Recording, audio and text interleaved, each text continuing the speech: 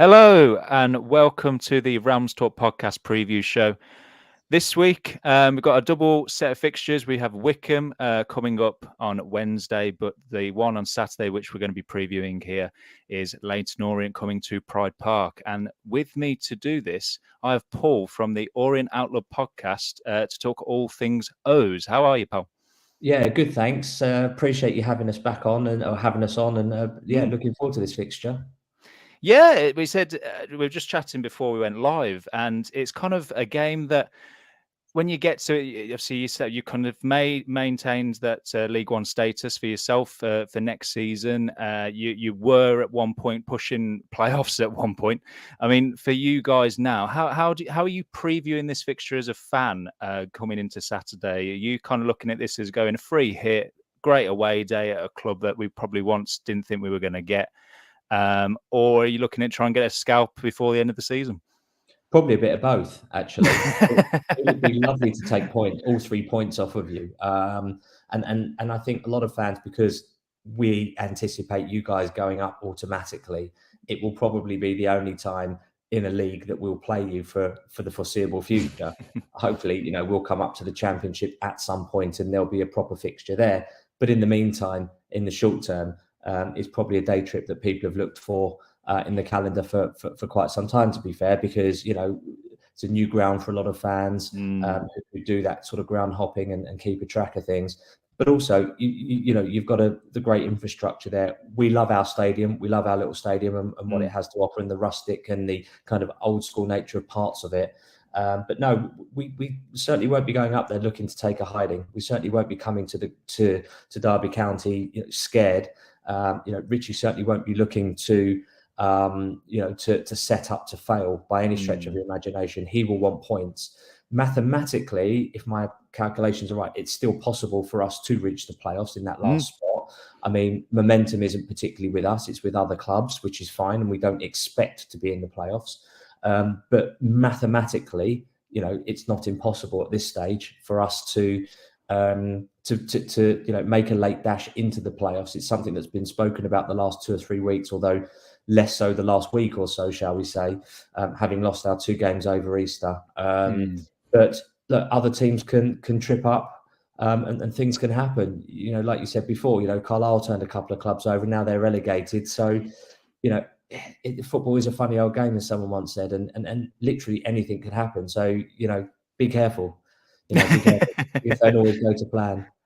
No, I mean, we could attest for that. We dropped points against Northampton, and everyone looks at that as a banker. And like you say, anyone could beat anyone in this league. That is the beauty of AFL football, and that's why we turn up and love it, because you don't know what's going to happen.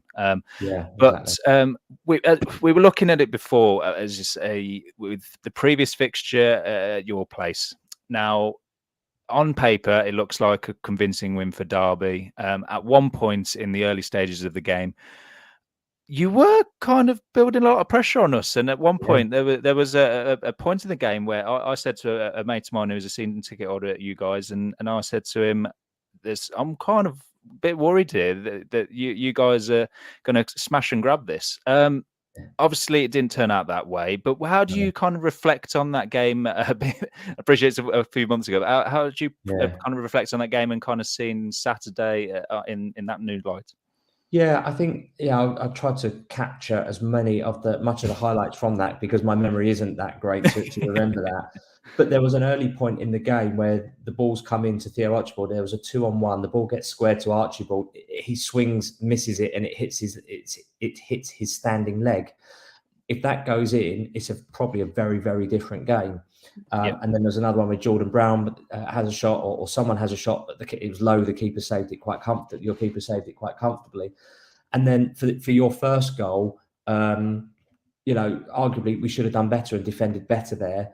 But then Mendes Lang, a little bit later on, whips a ball in, and James Collins smashes it just wide, which should have been a goal. So it could have been a cricket score, one way or the other kind of thing. It's just fractions of inches that we've kind of not got our run. And it was really coming towards the end of a time where we were struggling to really do ourselves justice. There were certain moments in the game that we didn't capitalise on, in games in general, that we didn't capitalise on. And obviously, when you've got the quality that you've got in your squad, those moments, you make them count. And we just didn't. And I think that was fundamentally what the difference was then compared to where we're at now. I mean, don't get me wrong, no one's perfect. Everyone's human. People are going to miss golden chances. It happens at the Premier League level and even on international level. So nothing's a given. But I certainly feel that, look, since this season's just not gone according to plan in terms of personnel, because we've had severe injuries. Like, I'm not just talking about out for a couple of weeks or whatever. We've had players out for months and months, like key players. We've lost Dan Ajayi, at the start of the season. We lost him in pre-season. He came back, made an impact, got himself injured again. Now he's slowly starting to come back, getting 10, 20 minutes here, 10, 20 minutes there. So, then we've lost Theo, we've lost Jordan Gray, and we've lost Dan Happy, key players that had we have had a full squad, that perhaps we would be slightly higher up the table. Now, don't get me wrong, had you have said to me before the season started, shake my hand, I'll give you 10th place now comfortably, I'd have ripped your arm off for it. And I think 99% of other Orient fans would have done as well. Richie, I think, thinks about it slightly differently, knowing his interviews and having spoken to him on numerous occasions. I think he'd have been like, no, thanks, mate, but I'll take my chance and roll the dice because I'm confident of what I can do here. I think 99% of the fan base would have gone, yeah, okay, thank you. I'll shake your hand on that and I'll take that now. Even if it means losing to some of the, losing in some rubbish games that you shouldn't be losing, like Burton, for example, and games like that where we lost where we shouldn't have done. And drew games we should have won and lost games we should have drawn and all that kind of stuff. But yeah, I think overall our season's been pretty decent. So we don't reflect on losses to teams like yourselves and with too much dismay or sort of nervousness about it. We think we'll come up, we'll give a good account of ourselves and look to take all 3 points. Yeah, and that's all you can do. I mean, when you look at the season as a whole, as you say, the thing that does impress me with your manager is his take on where he looks at his team and thinks we should be performing better. Although the club status would say that where you are has been in a phenomenal season in the first season being back in League One, and you look at it and go, 42 games, you've won 17, drew 10, lost 15. 48 goals scored and 48 goals conceded. I mean, you're kind of bang in the middle, but I mean, you're just touching that top half, and yourself and Northampton have had phenomenal seasons. Stevenage as well there, Callum. All 3 of you. And they've been in the top 6 for most of the season. Exactly. And you kind of go 9th, 10th and 11th for teams who've come up isn't a mean feat. Yeah. The outliers who have just been relegated back down, but they've had some ownership problems, I think, and they had a change of ownership midway through. They went out and did a load in January, but it's not come good. So it just goes to show you. Yeah, it does. And when you look at yourselves and as I was touching on your manager and his mindset, what as fans do you see when you looked at this? As you say, you kind of would have snapped your arm off for where you've finished. But what now where you have finished, where do you see this season ranking in terms of seasons gone by? Obviously, last season was a phenomenal season coming up from League Two. But does this top that because of just where you finished, or do you think you could have maybe done a little bit more just from obviously where you have finished? Yeah, it's a tricky one to answer that because there's a lot of thought process around the fact that our January transfer window wasn't what it needed to be. We ended up with 2 young lads from academies on their first Premier League academies on their first kind of loan out from their academies. That hasn't exactly gone well. It's well documented that we were in for a striker that we got messed around on, and he went somewhere else, and we lost out on that, and we'd let a defender go back, so we were short on defenders. So Rich is not, and obviously Rich has never had the whole squad at any one point for any one match to choose from, because there's always been somebody out injured long term. Even when one comes back, someone else has done themselves in the week before or whatever it is. So there's always an overlap where he's never been able to field the strongest side. So had we have had a better January transfer window, might we be doing better with a striker who can score more goals? Might that have made the difference? when you say it out loud, you think, well, yeah, of course it would. Yeah. But you don't know that those players are out there.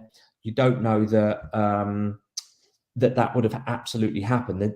There's no cast iron guarantees. We don't have the budget that you guys have, and we're certainly not a top eight budget for this league. Yeah. I think we probably sit more the lower mid, sort of 15, 16, probably around maybe even 14th to 16th, maybe somewhere around there. But yeah, I think you look at things.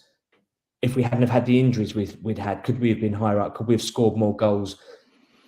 Like I said earlier, turn some of the L's into D's and some of the D's into W's. You get an extra 3, 5, 7 points, whatever it may be, and suddenly the world's looking very, very different.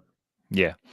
I mean, we're looking at the recent form, and we were talking about it just before we went live, and you went on a period of form that really have taken you to where you are now, and only dropping points to the likes of Barnsley, and during that run, and obviously, as you touched on there, a shock defeat to Burton in there and stuff like that. Yeah. When you're looking at the last 4 or 5 games, though, and Derby fans are looking and go, the Leyton Orient are kind of been mixing around in terms of form and results. You've only lost to, in the last 4 games, Lincoln and Peterborough, and we talked about it just before, as we said, went live. Those 2 teams at the moment are no mean feat to lose to, and you only lost 1-0 and 2-1. I look at that and go, you're not an easy team to beat, and I think you mentioned it to me. You shouldn't have lost those games. Just talk to me about those 2 games in particular, just because obviously those 2 teams are kind of flying high at the moment. Yeah, so obviously the caveat to this is Lincoln being probably one of the most informed sides. So going back to last year when we played them at home, our game got stopped because unfortunately a fan got taken fatally ill, unfortunately. So the game we all thought was going to be just cancelled out, and we got the 3 points because we were 1-0 up in the 84th minute. Turns out I think Lincoln wanted the game replayed because they replaced their manager the game before, I think it was. Skubala came in either the game or 2 games. We were like his first or second game after joining. So naturally, they probably thought, well, actually, do you know what? We'll get it replayed and we'll go again, kind of thing. Since he's come in, he's obviously transformed their fortunes, and they'd scored 16 goals in their previous 3 games prior to coming to us. There's obviously this like bit of nervousness from our fan base. It's like, well, hold on a minute, they've turned over these 3 sides, and for fun, that they're just rampant at the moment. Richie would spot that. He's very, very technical. He spots all the kind of minutiae, all the tiny little details that could potentially make a difference between how we play and how we set up to then stop and then counter. Not just to stop you playing, but how to then counter that and get on the front foot again. He's very, very shrewd and very, very sharp at tactical knowledge and awareness and that kind of stuff. But with regards to Lincoln, arguably, we probably should have taken more from that game, at least a point. They scored in the 90th minute, right on the dead heart full time, and it was just a shame. We didn't deal with the ball. Jordan Brown kicks it against their man, bit lucky. It bounces kindly off of him for him. He then reacts quickest and then blasts it into our goal in the 90th minute. There's obviously not enough time to recover. Should we have done better there? 1,000,000%. Could we have scored earlier in the game to maybe nick all 3 points? Yeah, we could have done. We didn't. But that's football. You shoulder shrug it and move on, and you can't change it now. And with Peterborough, their first goal, our keeper drops the ball. And unfortunately, when you're in goal and you make a mistake, 99 times out of 100, you're going to get punished for it, and that leads to a goal. So from that point of view, he's made a mistake. He hasn't made many, to be fair to him, Solbryn. He hasn't made too many. Certainly none that have kind of led to goals that have led to us losing games particularly. But I'm sure probably an Orient fan listening will probably correct me on that. It's probably a couple of games, but they don't spring to mind. But then there's another, their second goal was almost a bit of a gift as well. We didn't do well enough to close that out and deal with that. And somehow their man managed to it'd fallen down and his head was pretty much on the line and the ball kind of hit his head and he kind of nudges it in on the floor. It was a bit of a comical goal, to be honest with you. But then there were times where we could have pulled the goal back. We scored around the 60-something minute. But there's still half an hour of a game to play that we could have done more and scored an equalising goal. They they've got some very, very good talented players. You know, Hector Cipriano from our academy went to them. They paid good money for him. They turned down £3 million for him in the January transfer window. So we've got a nice little sell-on clause there. So hopefully he'll move on for more than £3 million. But yeah, it just shows you, you know, that he ran their midfield, and you know they were good value. You know, I think again another game that we probably should have nicked a point out of. So it shouldn't be 0 points from 2 games. It probably should be at least 1 or 2, maybe even 4. Yeah, I mean, when you're looking at teams, as you say, Peterborough have just gone and won the EFL trophy in the top 6. Lincoln are flying, so losing to those 2 teams, as you say, no mean feat. But then when you look at the last game, obviously we can only go off the one on Saturday with you playing Exeter as we record tomorrow night.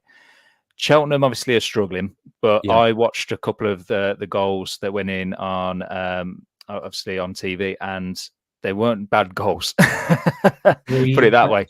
Corkers. If you watch all 3, watch the highlights. They are but if Messi had scored it, or someone in the Premier League would have scored it, you would know about it. You would have seen it, because it would have filled your Instagram feed, your timelines. It would have filled all of your social media timelines. They were 3 cracking goals, and that's what it's taken to beat that. So I mean, they didn't really offer that much, Cheltenham, but you could see that they were still trying to fight for their survival, for their manager, who had a game plan, who tried to get them to play football, and fair play to them. It's taken 3 absolute first-class goals to, you know, Richie thinks the keeper should have done better for the first, but I take nothing away from our strike on that. Ethan Galbraith's strike is clinical. He could have rose-headed that. We've seen it from closer distance, from, you know, 10 yards out, someone's put it in rose-head. So to be 25 yards out and hit the top corner is just tremendous. The keeper got a hand to it, but you know, it was so powerful, he wasn't able to save it. Yeah, and I mean, one of those players was Soritu, if I've pronounced that right. And he had a really good game. And you've got, a player that Derby fans will know, Jordan Brown played and got an assist. Just talk to me about, if those 2 players have played well, do bring them up. But just talk to me about a couple of players that Derby fans can obviously keep an eye out for on Saturday. So yeah, Jordan Brown, obviously your old player. Thanks for that. He's been a genuinely tremendous signing. Lovely guy, really good signing for us. He's done very, very well alongside Idris El Mazouni, who unfortunately is now injured and out for the rest of the season. We've got him on loan from Ipswich, but obviously that will now come to an end because he's injured. Jordan Brown, I mean, my man at player of the season so far. I mean, I don't see this being beaten. It's going to be Ethan Galbraith. He's a centre midfielder, attacking midfielder, playing at right back, and he has done expertly at that right back position. He is fantastic. He reads the game well. His touch is good. His vision is good. He brings the ball out. He looks to retain possession. If he hasn't got a shot on, he'll turn back and look for someone to give the ball to, rather than just lump it just to get it forward or just to get rid of it. Very clever player. Got him from Manchester United, and we're very proud to have him in the squad. I even said it in our podcast this week, episode 352. You know, my concern is that in the summer, a big club comes along for him and takes him off of us because they make an offer that we can't refuse, which would be a shame. Great for him, no doubt, but it would be a terrible shame for us to lose a player of his caliber. And actually, you know, what we have been doing quietly is going about building a very technically gifted squad. Jordan Brown being one of them, Ethan Galbraith being another. You know, we've got Jordan Graham, Dan Adjie, who will be dangerous if he gets time. You know, Ruel Satiri is out of contract in the summer, but he's been doing very well. Scored some really good goals, missed some really glaringly obvious golden chances, but you know, he doesn't score bad goals. He scores some really good goals throughout the season. Max Sanders is also pretty decent as well, and you know, at the back, you know, we've got the sort of the old head, the veteran that is Omar Beckles. A bit too casual at times for some of us, and he gets caught out sometimes. Brandon Cooper can be a bit brash as well. I think he got sent off when you came to us. If I'm not mistaken, he got sent off for elbowing your guy off the ball, if I'm not mistaken. Yeah, that was it, on the halfway line, yeah. On the halfway line, yeah. And then that was the end of his loan then, because he missed 3 games and was due to go back. So he didn't then play for us again. And then we end up signing him permanently in the January transfer window from, I think it was Swansea. So you know, I don't want to go through and list our first 11 as being you know, all amazing, but I think if I'm going to mention two names. George Moncur's an experienced head as well. Does well to keep the ball, but I think Ethan Galbraith will be the standout for me. And obviously, if Derby fans are listening to this, they're probably a bit worried now. But I mean, if you were going to say a weakness that Orient might have that Derby could exploit, I mean, as you said, talking to a friend of mine who is a season to go with yourselves, he thinks pace for us could be something for yourselves to contend with. Is he right in saying that? Is that probably the thing that's going to maybe prove obviously a threat in the end for us?